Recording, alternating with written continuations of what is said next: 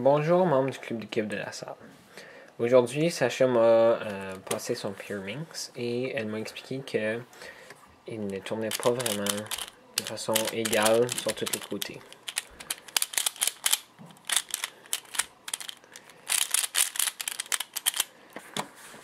Je vais donc vous montrer comment réparer et faire un peu d'ajustement sur un cube, peu importe s'il s'agit d'un Pure Minx, d'un 3x3 ou autre.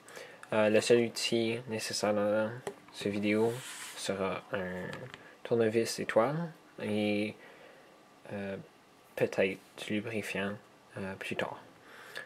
Commençons. La première étape sera d'enlever les tips ou les caps selon le type de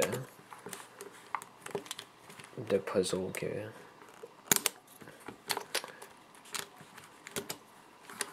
vous faites. Maintenant, ce que je vais faire, c'est enlever les vis parce que je sais pas c'est quoi le problème. Et donc, on va juste vraiment tout défaire.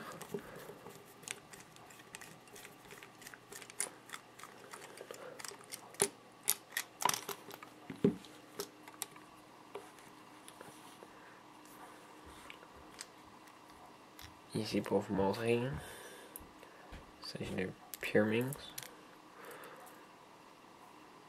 Ici on a le tip, la base du tip. On a le milieu qui est un bearing. Faut pas perdre de bearing là. Ben, c'est 3 bearings là. Ici. On a un washer ici. On a un spring. On a la vis qui est beaucoup plus grande qu'une vis de 3x3.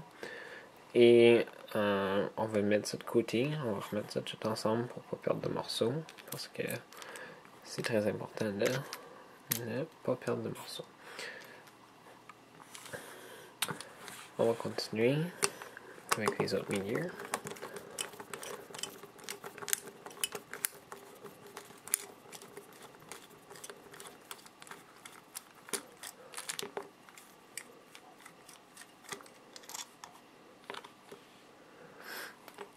Même chose. Encore les mêmes morceaux. On garde le tout ensemble. Et on met les morceaux de côté.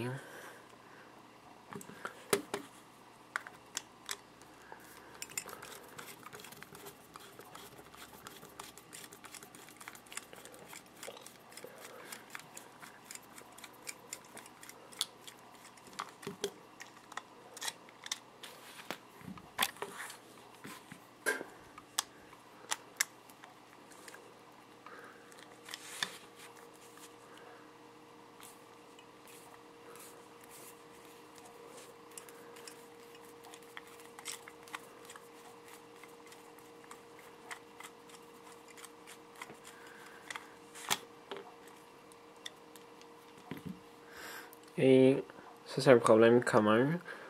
Il y a des cheveux qui se trouvent sur le corps. C'est quelque chose que j'ai remarqué, c'est que mes sœurs et autres, mes cubes aussi. Je sais pas si c'est vraiment un problème plus de filles que de gars ou peu importe. Je sais même pas comment que ça se rend là, mais c'est quelque chose que quand je désassemble un cube, je vérifie pour ça habituellement. Donc c'est ça. Maintenant, je vais regarder les morceaux et voir ça serait quoi les causes du problème. Peut-être c'est juste les tensions, peut-être c'est les morceaux. Je suis pas certain, c'est ça que je regarde. Une autre chose que j'ai remarqué pendant que je regardais aux morceaux, les Shingshu Pure Minx sont notamment reconnus pour avoir des imperfections quand les morceaux sont mis ensemble. Donc on voit ce petit bout ici, c'est juste un morceau de plastique d'extra. Et donc on peut l'enlever et après ça devient à peu près comme ça. Juste avec une genre de lime. Ça c'est ce que j'utilise pour arrondir des morceaux de cube. J'ai acheté ça en ligne pour comme $1. Mais sinon des limes à ongles ou des X-Acto ou du papier sablé. Il y a beaucoup de choses qu'on peut utiliser. Mais l'idée c'est juste d'enlever ce plastique d'extra là. Ok, après avoir fait une étude, pas une étude, mais juste avoir regardé au morceau et fait une analyse, j'ai remarqué que vraiment c'est probablement juste les tensions le problème.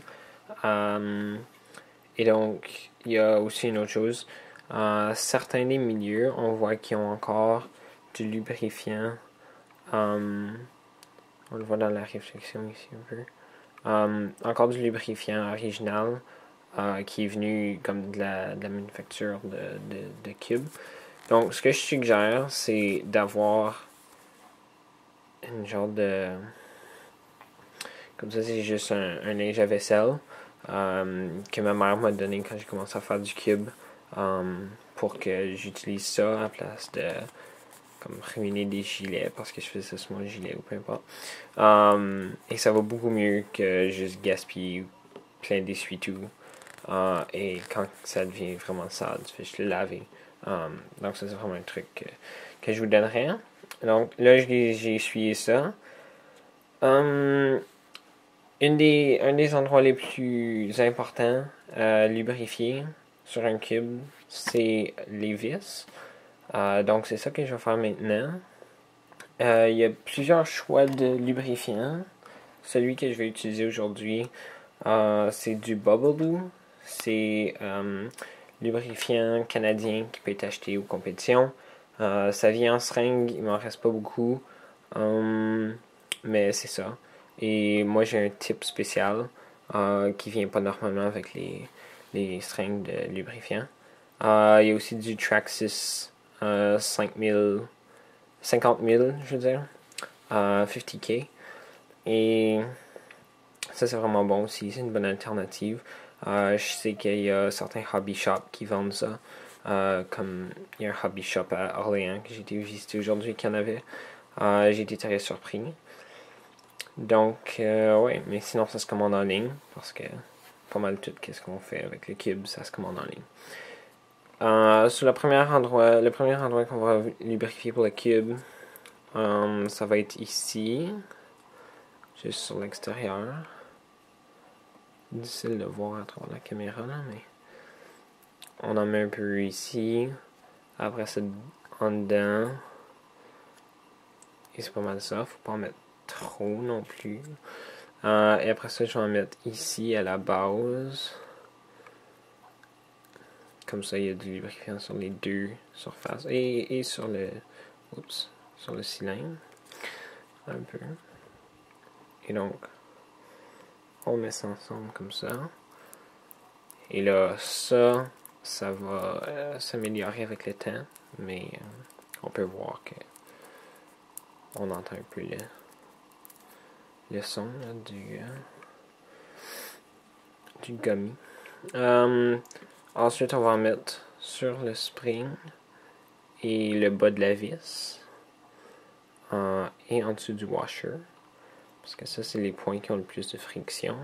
On s'entend qu'à toutes les fois qu'on tourne le cube, la vis reste en place, mais le morceau de plastique tourne sur la vis. Et en voilà un de fait. Et là, on va répéter la même chose pour les trois autres. Et je vais vous revenir après, lorsqu'on va venir le temps de visser tous les milieux dans le corps à nouveau. Ok, une autre chose que j'ai oublié de mentionner, c'était que une modification très facile et très efficace sur le Puremix, c'est de sabler les coins ici. Ils sont très pointus. Et comme vous pouvez peut-être voir, je les ai arrondis.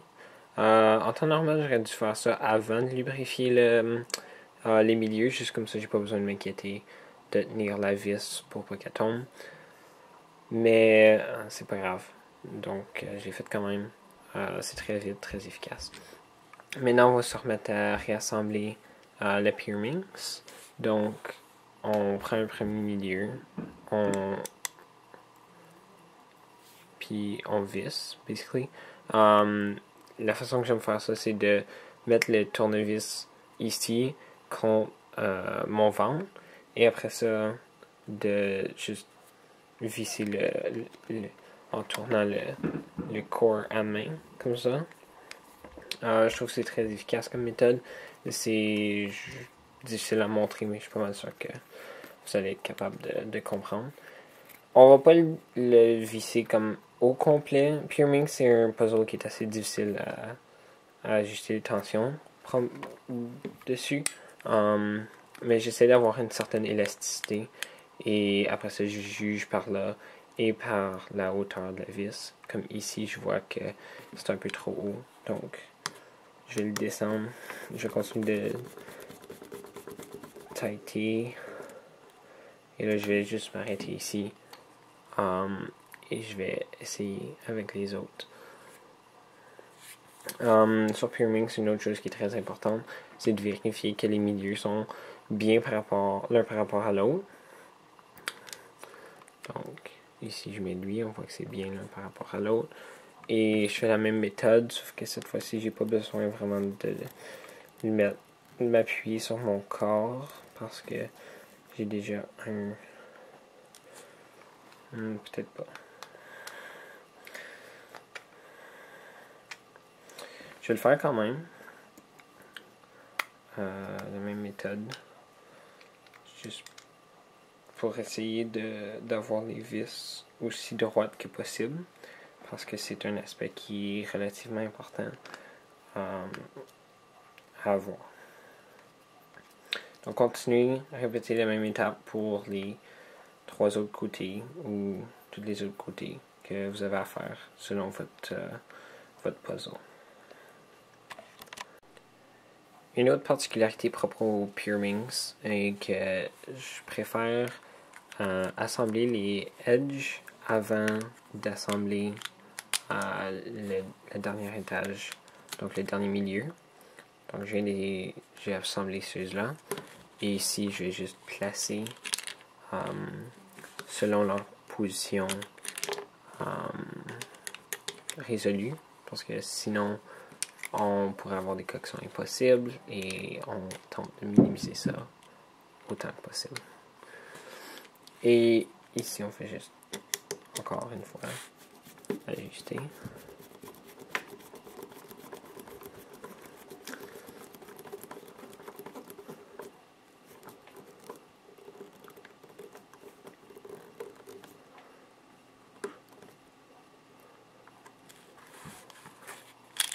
Et ensuite, on fait juste essayer de...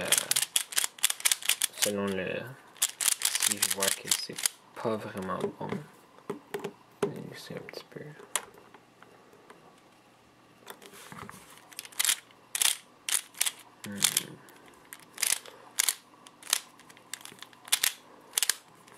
Ici, c'est trop serré.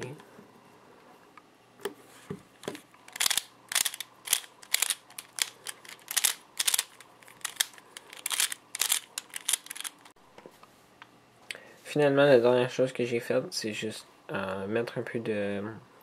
Ça ici, c'est un lubrifiant de marque Lubical, qui a été acheté à thecubicle.us.